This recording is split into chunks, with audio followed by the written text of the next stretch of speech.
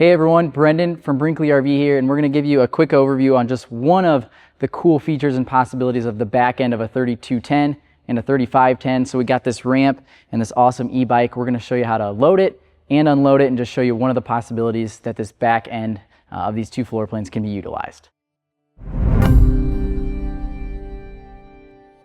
So we're standing beside the 3510 here. This can be also used on the 3210, these are both two of our newer floor plans that have a bonus area in the back that has a prep for a specific Ride 88 bike rack, which gives you the ability to tie down a couple bikes in the back end of your unit. You spend a lot of money on these awesome e-bikes, you don't want them on the back of your unit getting beat up, possibly grow legs and walk away from your campsite. So you have this awesome area, super versatile to store these bikes in the back end of your camper. So we're going to show you how to load it and unload it to make sure that your beautiful and expensive e-bikes are protected. So before you start loading bikes in, this will be the very first step. So take your ramp and set it up here. This is one we just got on Amazon, so that we do not supply the ramp, and there's numerous that'll work, especially you can figure out what works best for your setup. But one thing I want to note before you start loading them is this strap here. So we actually have a little hook on the chassis, so you want to make sure you tie it here and then down to there. So as you're pushing the bike up or backing it down, this thing doesn't have any chance to slip out and cause an accident.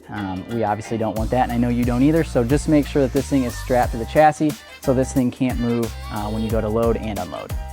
So the specific e-bike that we have here does have a little thumb throttle, so I have it on the lowest setting so it doesn't try and jump away from me, and I have the ramp offset just to the right hand side so I have room to walk up.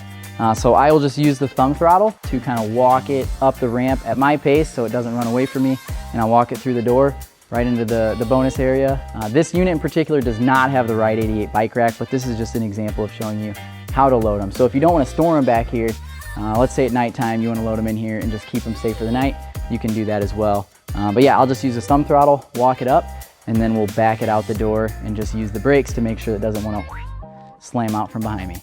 Thank you guys for watching. Hopefully you found this informational. We would love to see how you guys utilize the back end of these few floor plans. So send us pictures. We'd love to see it posted on social media. But thank you for watching. If you got any questions, feel free to reach out. But for now, safe travels and happy camping.